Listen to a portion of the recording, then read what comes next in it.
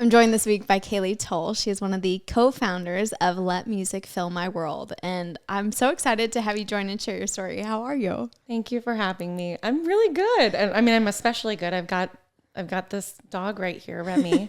Miss Remy, the therapy dog. Who's keeping me company, keeping me warm. Thank you for this.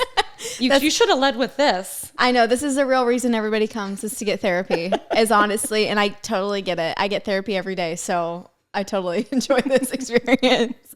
Well, Cayley, I want to hear your story and why you are a co-founder of this incredible project.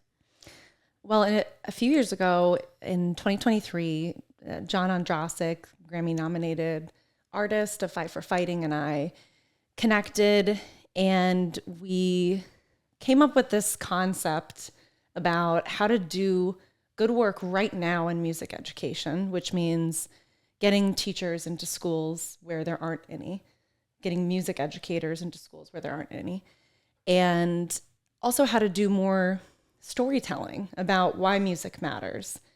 Because it's so much more than a nice to have, it sounds good, kids like it, we like it. But actually, the research is pretty robust about the value of music to young people.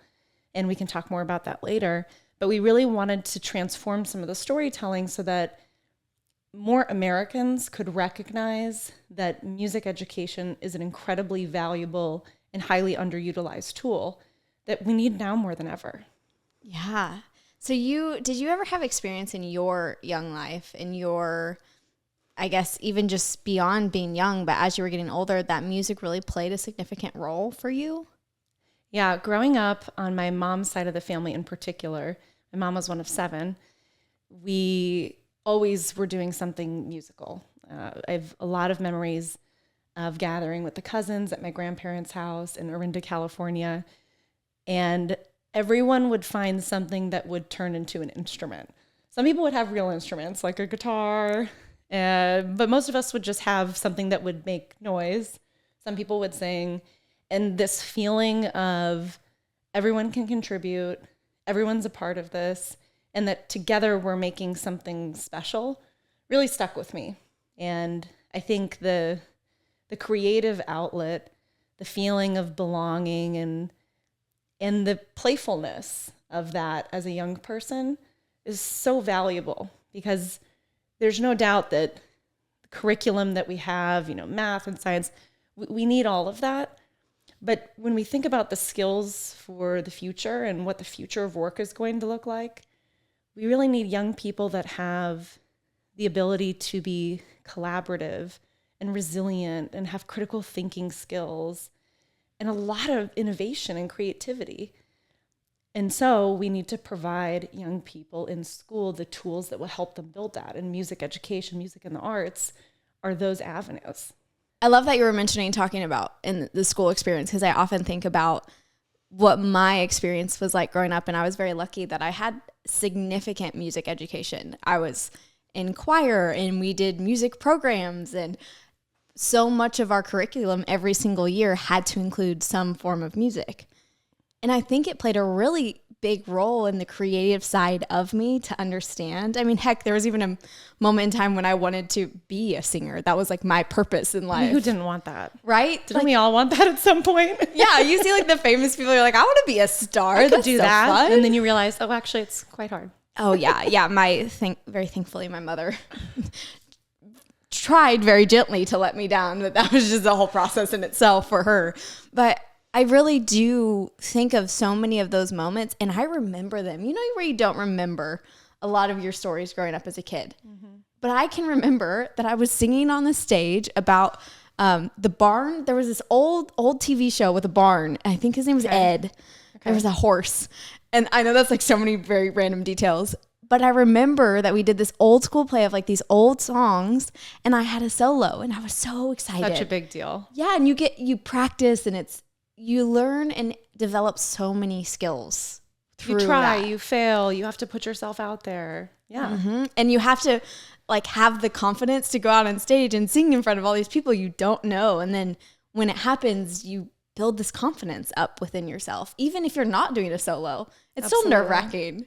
And then you learn that you're a part of a team, right? That it's not always about you front and center. And when I think about why music and the arts, music education in particular, is so important, it makes me think of just going back to the core of why are we sending kids to school in the first place? Why is education important? And I think when you really boil it down, it matters because we're preparing young people to succeed as adults. We want young people to thrive now, to learn now. We want them to get good grades. We want them to show up at school. We don't want them to get in trouble. But why? It's because we want to prepare them for adulthood, for joining the workforce.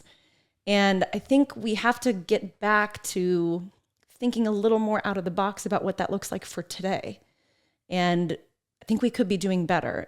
And it's not a partisan issue. I mean, something that's backed so robustly by research. But I mean, the thing about music education that is, there's two things that stand out to me. One, it's not an issue of invention. It's actually an implementation problem, which is to say, we already know that music is an incredibly effective tool for young people, for mental health, for academic performance, for workforce readiness. But we don't do the best job at implementing that evenly across the US. And the number of, there's 4 million students that don't have access to music education in America. It sounds bad, and it's not great, but that's just scratching the surface, because what we really have to look at is what can we be doing through music education that's preparing young people to succeed. So is just one music class really going to do that? And then the other piece that is a part of this is how this is a totally nonpartisan issue, because it's backed by data. It's not just someone saying, this is something that's nice to have. Believe me, the research is so clear. I mean, the fact that students involved in music education and the arts are 5 times more likely to graduate high school is mind-blowing. That's a crazy number that I didn't even, or wouldn't even correlate. Right. So why do you think that is? You being in this and working with this organization for so long, why do you think music does play such a significant impact in kids graduating? I think we have to be realistic that success and innovation takes all kinds. And you just don't always know how you're going to capture someone's imagination and really light up their potential. For some kids, that can be math and science and history. I loved history, but I also really loved music. And I had the opportunity to have that in school. So I think why the research reflects that students that participate in music and the arts have a much higher likelihood of graduating high school is because it's one of many tools that we know delivers. Music education delivers. And that's what we should be focused on now more than ever. I mean, America's so focused on efficiency, making sure that we spend our money wisely on the economy, and we should be. And we should be focused on how do we do those things. Mm-hmm. And we shouldn't discard viable avenues to do that when we know that they're actually pretty simple. They already exist. We don't have to start from scratch. We just have to do a better job at making music education, in this case, available to every student in America. Why do you feel like music, I'm picturing especially the movie, and maybe you've probably seen it, with Kevin James, where he goes and he becomes a boxer to save the school program, the music program. I haven't seen that one. Okay, this is a hilarious movie, but this is exactly what he's doing is he knows that the music teacher is about to have a kid, and they're all in this big meeting with the principal, and he's like, we're about to cut the music program completely. And he's like, well, you can't do that. And then he blurts out, okay, well, he's pregnant, or his wife's pregnant, whatever. Yeah. He's like, we got to save it. And he decides to become a boxer to raise money for the music program. I love that. And it's this whole storyline. And I love this movie, but I'm picturing that right now because music programs are often the first thing to get cut. Right. When funding is getting cut. Why do you feel like it becomes not an important tool for us to use? We have the research, we have the numbers, but why is it the first thing people reach for to say no more? I think we do what's easy often, not always what's right. These, it's state by state. So every state, which I think is totally reasonable, has their own standards for education and implements that accordingly. I think if we looked at what really delivered for young people and really considered the facts, it would be impossible to cut music and the arts. But I think that's a tougher route than to cut something that may not be as protected, may not have as much history at that school, may not have as strong of a support system or a lobbying base. But for example, the first school that John and I went into in Chicago, called Farragut Career Academy in the Little Village neighborhood, they had a music program a couple years prior, lost it due to funding, exactly as you're describing. And what we did when we went into that school, in addition to John working with a group of kids to write this original song, Let Music Fill My World, he taught them about the music industry. They interacted with seasoned industry professionals to learn about all the different things that can be done in music education, right? You don't have to just be the musician. It's the most fun one, I think, but right? Like that there's a lot of avenues, yes. Or it's not even an avenue in music, but it's about what you can learn through music. And the things that we heard from the students about how they felt during these 2 months or so that we were with them. They felt connected with their peers. They wanted to come to school. They felt like they had a safe space to try new things. And if school isn't meant to be that, I don't know what it is meant to be. We want young people to go to school feeling confident, open-minded, curious, and engaged. And that's just not going to look the same for every student. So I think why is that the case? Why is music and the arts often cut? I think just because it's easy, but not because it's right and not because the data backs it up. And doesn't that make you just kind of so mad that we do what's easy often instead of the right thing and understanding what's the most beneficial for kids in the programs? Well, usually when I get mad, I get really active. My family calls me turbulently active. We talked before this. It's not always a good thing. So then it makes me wonder, okay, if this is the case, what are we missing? What's not going right? Why are we making it so easy for music education to get cut? And that's where I think the storytelling really comes in. Music education isn't just about the short-term impacts. Those are well documented. They are really powerful. Of course, we want students to show up to school. Of course, we want them to get good grades. We don't want them to get in trouble. But that really matters only because of what comes next. And that's the part of the story that I think we can talk more about in this space, which is preparing young people to thrive, creating better humans, and really arming our young people with the tools that they need to be successful after graduation with whatever they do. You hear a little bit less about that, a little bit less about the medium to long-term economic outcomes. And there is less research in that space. We're funding new research through NORC at the University of Chicago, which is an important part of this because it should always be data-driven. It shouldn't just be about the emotion. But that's the part of the story I think we can do a better job building. Okay, so let's get into that then a little bit because I'd love to. And I'm so curious because I don't even have the tools or information to start to dive into that place. But I'm just curious why this is such an important piece of this for you with this organization, because understanding how music plays a role, I can understand.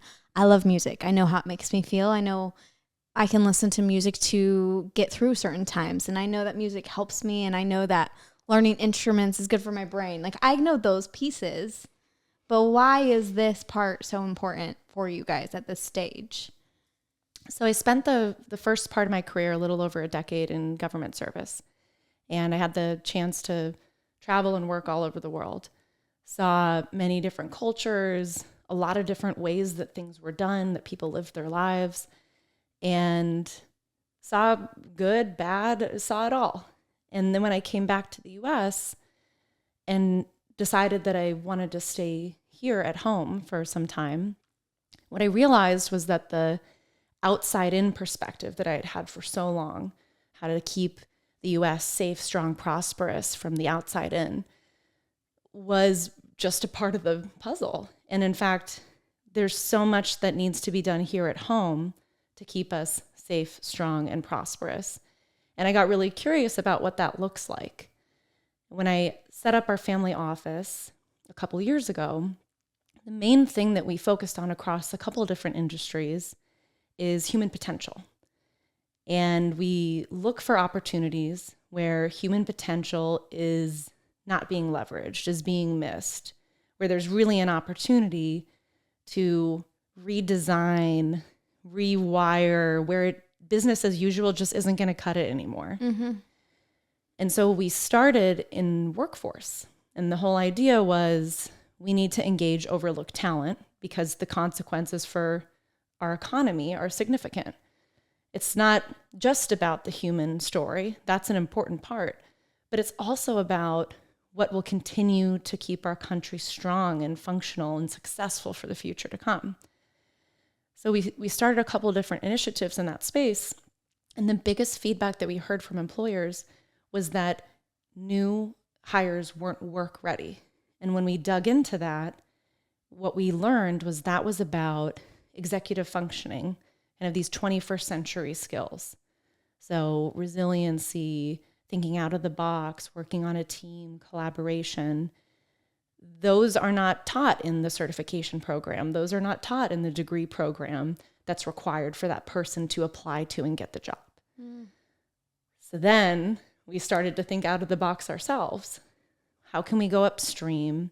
What currently exists that we can help leverage, grow, and expand? And I dove into music education.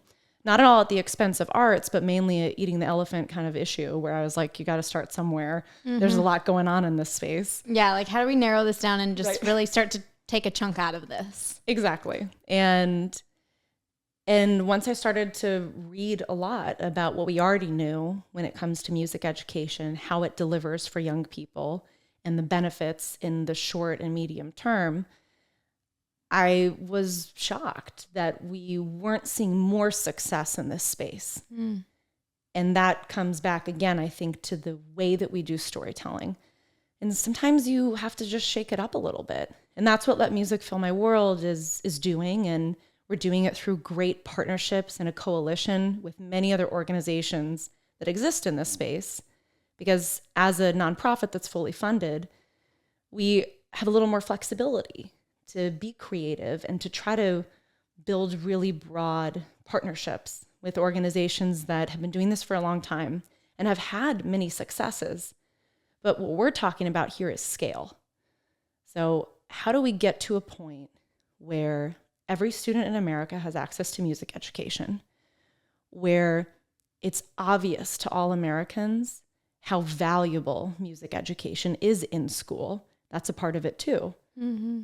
Who elects the individuals that are making legislative choices about music and the arts? We all do.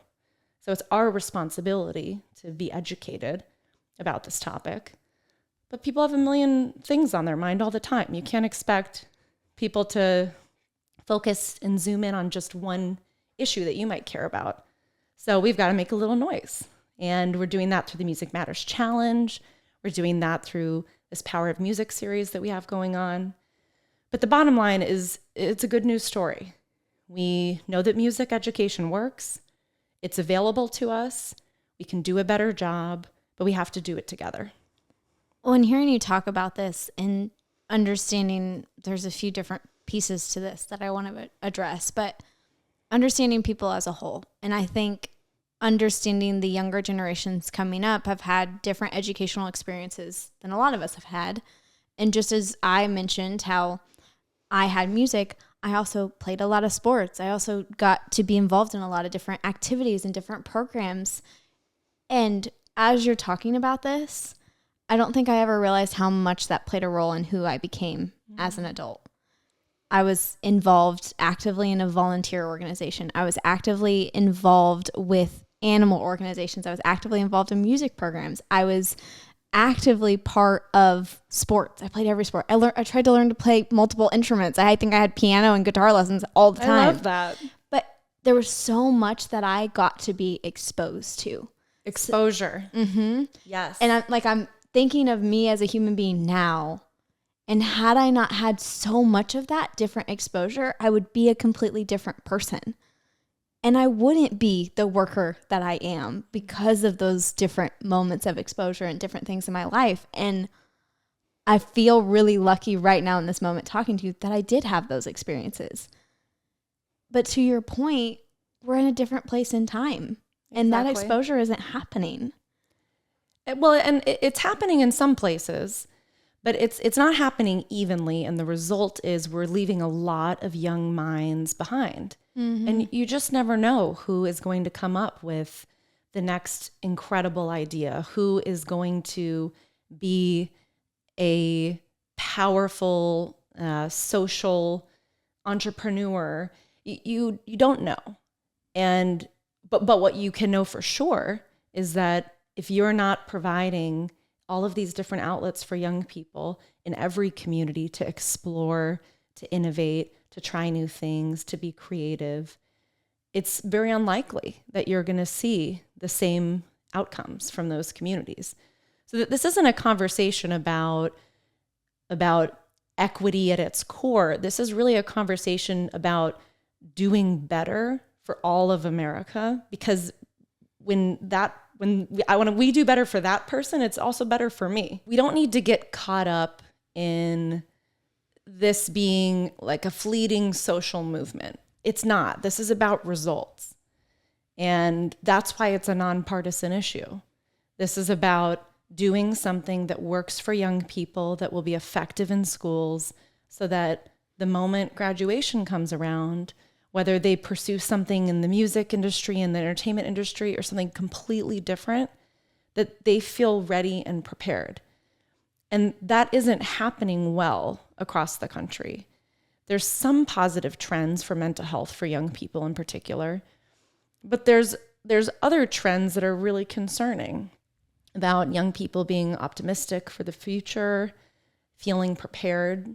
And we need to deliver for young people by investing in the resources that we know will help them succeed. And music education is not a panacea. I'm not, over here saying like, this is the end all be all, this is all that we need. I'm no hippie, but we have to do what works. Yeah. And we know that music education delivers for students. So we need to ensure that every student in America has access to music education in school. And it has to be in school, because we don't know what will happen after school with families with different priorities. What is the time of it? Can a family afford it? There's a million different considerations. But if this is within school hours, we know that a student will have access to it. Well, and that's such a big topic of conversation too, right? Because there are kids who they only get access to things when they go to school, especially within the public education side of things. So I'm assuming that's also where you guys are trying to help fill that void, is making sure these schools that have less resources, that have lower income areas, that just don't have the access that other places do, are getting the access to things that they need. I'm assuming that's part of this too. Yeah. So the focus of Let Music Fill My World, as we mentioned, is to ensure that every student in America has access to music education in school. And what we're doing is directly funding on an annual basis at least one school for a period of 3 years. Why 3 years? So that there's time to build up the program and prove how and where it's working for students. And each year we fund at least one school. We started in Chicago. We have selected the next school, which we'll be announcing shortly, which is on the West Coast. And then the Music Matters Challenge that's wrapping up at the end of this month will help us pick the next school. So you need the teacher in the school for sure, right? You have to have that, but you also need other things. You need instruments, you need curriculum. And there are many incredible organizations that already exist that are doing that. But the tough part is you need the teacher, you need the space, you need the time allocated at the school. There's competing priorities. But I think the bottom line is if Americans recognize the value of music education to our young people, to our children, then we'll demand that music education is accessible and available to all students. And that brings us back to the storytelling. Mm-hmm. You can't just want something to happen, think it's really important, and then get mad that it doesn't work, right? Yeah. You gotta work hard towards it. And many organizations have been doing that, have seen some progress. But what I think that we can do, and we are hoping to support through Let Music Fill My World, is to try to reframe the discussion a little bit, make it more about those medium to long-term economic outcomes. How is this helping young people succeed after graduation with what comes next? Yeah. Well, and you're talking about this too. And I feel like it would be important to also share have you guys been able to see kids who have gotten access to music education and then the difference it made in their life as they started to grow up and get a little bit older? And like, have you guys been able to see some of that transition yet in the work that you're doing? So far at Farragut Career Academy, we've been working with Principal Nanavati, who grew up in India and shared that in his education, music and the arts was a total standard and how much it contributed to his worldview and his success as an educator. And last year we hired Mr. Vanderkrabben, who is their full-time music educator. So the feedback that we've gotten so far from Farragut within this short time frame has been anecdotal. But for what it's worth, the attendance is up, disciplinary infractions are down, and students are performing better academically. And those are the results that we would expect to see.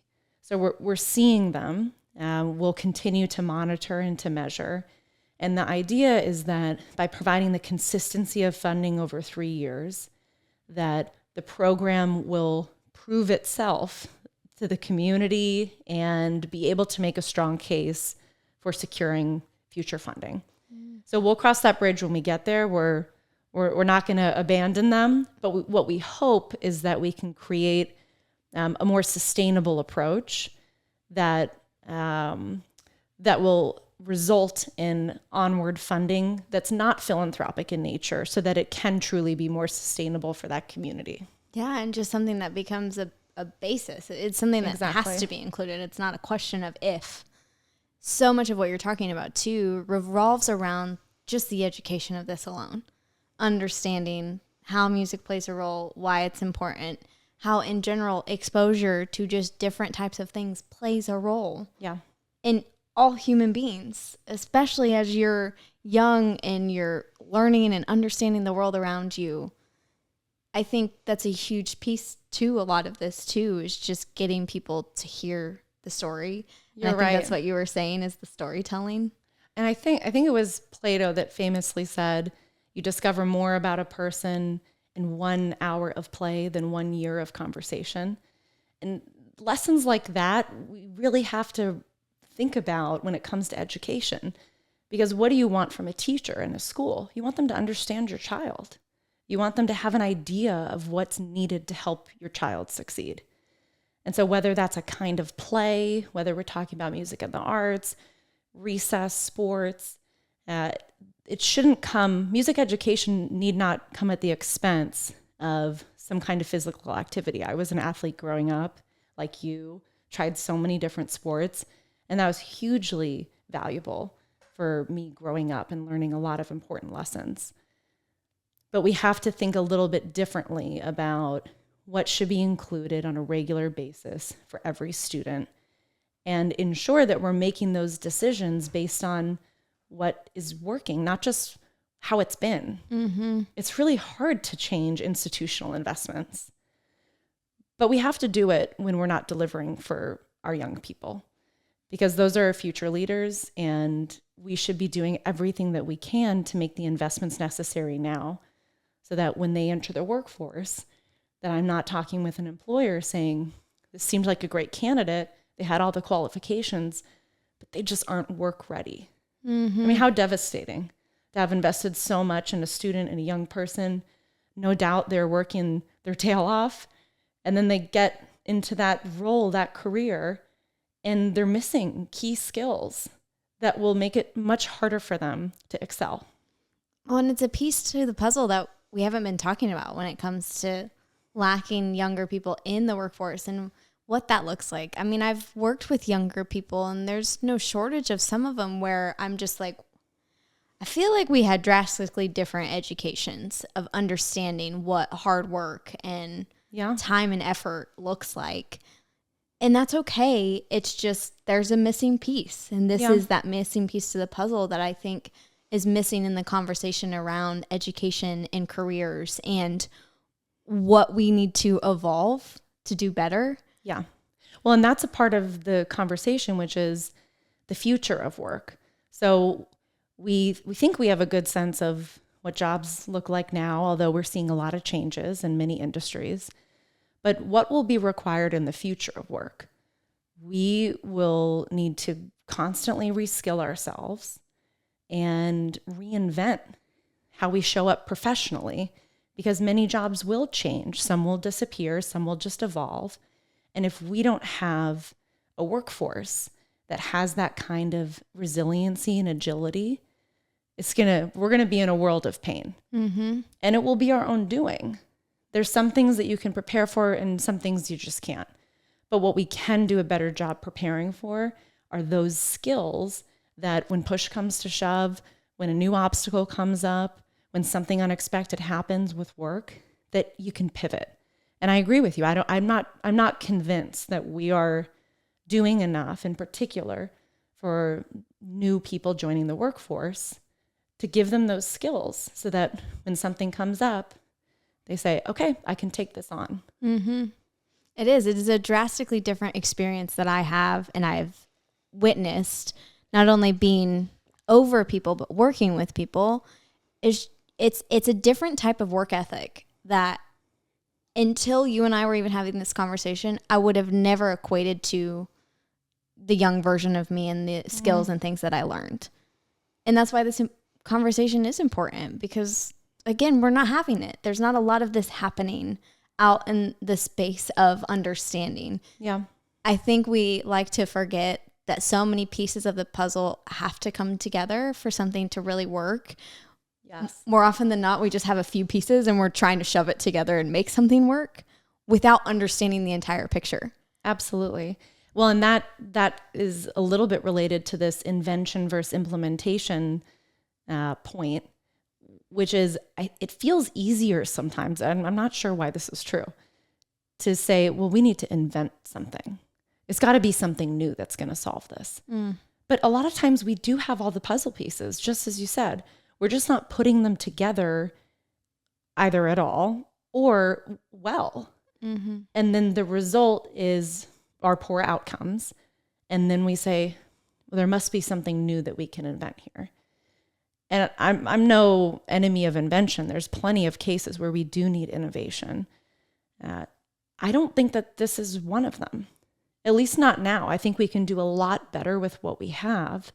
And then if needed, we can position ourselves so much more strongly to say, okay, now every student in America has access to music education in school. These are the outcomes that we're seeing. And this is how we could do even more and build on it. But we're not even at part one yet, because we're still missing out on providing too few young people with the benefits of music education. Well, and to your point, invention is something that's so exciting, right? It's something that makes change easier, I think, to digest. Yeah. Because it's new and cool and people want new and cool. But what they don't want is something they've already had just a little bit shifted. Yeah. Because change is hard. Change makes people uncomfortable. But when you make it bright, new, and shiny, it's like, I would equate it to like an iPhone user going to Android or Android going to iPhone. It's like, bright, new, shiny. I've never touched this, but it's been around forever. Mm-hmm. But it's some new idea, new invention that sparks a change. And I think that's so interesting that that is where we are at as a society, that the only way we're allowing change is if it is bright, new, and shiny, instead of just saying, how can we do better with what we have? Yeah. Well, it's harder. It's no doubt it's more difficult. That route feels more difficult. Is it more difficult in the long term? I'm not so sure. But in the moment, it feels like a much easier solution just to find something new. Mm-hmm. But now, at this time in our country, we're in a period of great transition. And no matter what your political leanings are, I think a lot of us can agree there's a lot of areas where we can do better. And so let's start with an area that is not political at all. That's about helping young people succeed. And it's not even about more money. It's about doing well with what we have and showing results. I think it's hard to argue against that. Mm-hmm. It should be, right? It should be something that's hard to argue against. I'm gonna keep trying to frame it like that. Yeah, and it should be, though. And as I'm sitting here and we're talking about it, and music is one, and sharing your background of where you started to where this kind of came built out of, I often think I went to Europe for the first time over Christmas this past year, and I was so fascinated that we went to 3 different countries. And everybody that we met spoke multiple languages. And then there was me, right? There was me, and I'm American, and I'm like, I had basically minored in French. I have one language that's mostly gone because I nobody to talk to in it. But it was always fascinating to me that they always found it so important to find ways to communicate with the entire world, but we never did. We never found it important. Well, and it's not just communication, it's connection, it's understanding. And I mean, we're such a interconnected world now. I think that's such an astute observation. Well, and but it connects to this in the sense of, why are we also lacking this? Why are we finding it's so not important to understand other languages, to communicate with other humans that are literally on our planet? Listen, I'm fascinated by space and technology. I hope we find aliens someday. But I'm also not stupid enough to recognize that, yes, I would love to speak to aliens someday, but I'd also just like to be able to speak to other people that are currently on this planet and understand their language and who they are and their cultures. And it's just, to me, ties so much into this of we're just missing so many pieces that we could have. Yeah. That could easily be part of our education, that could easily be part of our experiences as kids. Yeah. And we're just missing it. And this is a huge part of that. Music education is that. And this is another one. That's, like you said, no, you can't bite off every single piece because there's a whole lot of them. But I recognize that we're just lacking so much in so many different areas where we really could do better if we just took that one step, which is the step that you guys are taking within music education. Yeah, it's having that curiosity and being willing to try hard things. Mm-hmm. And I don't think that, or let me put it this way, I think those are skills that you can learn. Maybe some people come out that way, and that's wonderful. But I do think you can also foster a sense of curiosity and magic and awe for the world around you. But it's about exposure. It's about seeing new things. And it's about challenging what you think you know. In my case, after September 11th, I decided that I wanted to go into foreign government service. And it was because I thought there must have been a way that we could have done this better, that we could have avoided this great tragedy, that we could have responded with less chaos, with less destruction, with more success. Mm-hmm. And those sentiments came from a place that I would never have thought of, which is I had built in already the desire to learn, to be curious, to be willing to do hard things, and to know that it's worth it. Mm-hmm. You don't always know where you're going to end up, but what we need to foster in young people is a desire to find out, and not an apathy and a disconnectedness. Mm-hmm. So again, I do not think that music is a panacea, but I do think that whatever we're doing right now is not working as well as it could. And that really concerns me. I mean, as the mother of a 7-year-old and one more on the way, I think about what we might be able to provide as a family, and then what my children will encounter in the world and their peers and the people that they interact with. And there should, in our country, the greatest country in the world, there should be a baseline level of education that is quality and accessible and includes the key opportunities and skills that we think are necessary for today. Not for 20 years ago, not for 50 years ago, but for right now, for what we see coming down the pike when it comes to workforce, the international challenges that we see. And I think that that's going to require a little bit of a redesign. It's going to be a little scary. It's not going to be easy, but we have to do it. You talking about this reminded me of something that I say often, especially on this podcast, is once we know better, we should do better. And that's a really hard thing to come to terms with because it's easy to know better and still do the same thing. Yeah. But once you know it and once you're aware of it, you should want this desire to do better in anything. In this and what we're talking about in the mental health and relationships, everything that we talk about in subjects on this podcast. But it goes back to that curiosity of, I want to evolve. I want to be a better person. I want to be curious. Yeah. I want to be open-minded. I want to change the world. And I do think so much of that started. I'm really having this is kind of a therapy session for me right now, Cayley. I'm not sure what you're doing to me. And you also get Remy. It's kind of not fair. I know she came over here, but I'm just realizing how so much of my childhood played a role, not just in the mental health side, which is really where the focus has been. Yeah. But just in the exposure that you have, not just with your families, not just with the people you're around, but in the things that you experience and what you see, what you get to be involved with. And it's crazy to look at that and not have ever put the pieces to that puzzle together until this moment. Yeah. And you hope that for other people, though.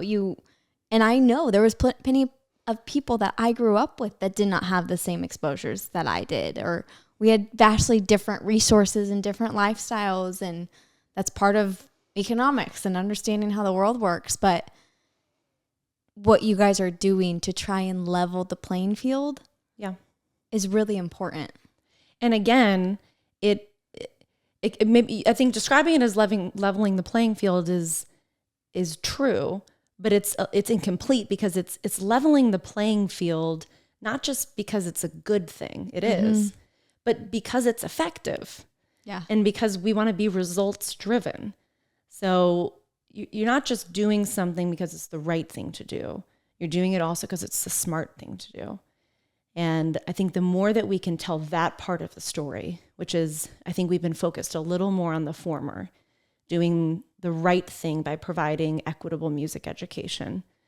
That's true. But what about the why? And that's what we've been so excited about through Let Music Fill My World, is to highlight stories where people are sharing, now I'm in this role, I'm an executive, I'm a doctor, I'm in the music industry, whatever it is.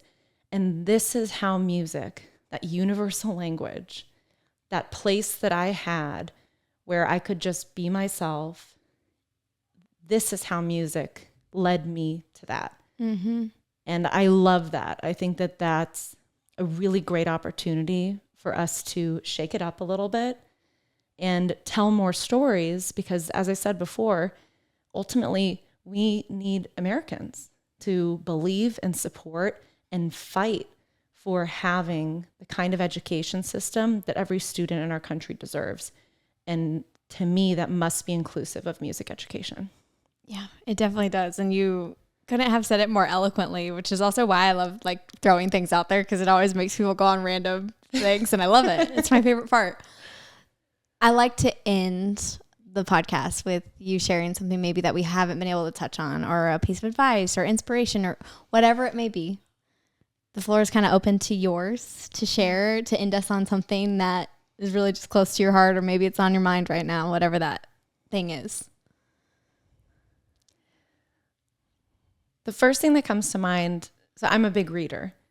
I like an annoying, like my husband's always just like, why are you always reading? Like I read all the time. nonfiction and fiction, all sorts of stuff. I think that's another wonderful avenue for curiosity and understanding the world around you. And there's this book by Matt Haig called The Midnight Library. And in it, he said, to visit a new world, you don't need a spaceship. All you have to do is change your mind. And I love that because I think it's not only applicable to what we're talking about, which is to say, you don't need the shiny invention of a spaceship. You actually can visit a new world through the implementation and doing better and using what you have. But it's so true for other parts of life that it is often more difficult to change your mind, to put yourself in someone else's shoes, to see things from a different perspective. But we have to work so hard to try to do it, not because it's the right thing, but because it's the smart thing.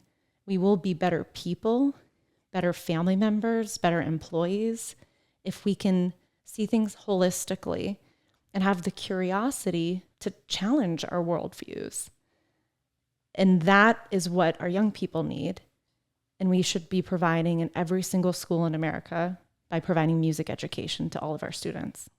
I love that. That quote's going to stick with me for a while. I think that's super impactful. You should read the book. I need to. Now, I mean, that one quote gets me. I love a book. I'm like you. I like books that challenge my views. I like books that just give me a different perspective. It's important and it's necessary. Yeah. But I also know that that's hard for people to do. And it's hard to. Well, everyone has their own way. Not everyone's a reader, but there's so many different ways that you can get that same feeling. Mm-hmm. And, if you can read a book and then there's one quote or one part and it just stops you in your tracks and you're like, hang on a second. Yes. Mm-hmm. Right. And music does that too. Yeah. That's why music is such an amazing tool and a universal language. We don't have to speak the same language. A piece of music doesn't even have to have words at all. And we can both hear it and both experience something powerful that might be totally different, by the way, but could still connect us. And that's amazing. There are not that many things in the world that can connect people so seamlessly with such distinct backgrounds. No. And, honestly, my whole life, especially doing social media and stuff at this point in my career, I've always said there's two things that most people universally don't necessarily argue over, and it's food and music, which I find very interesting.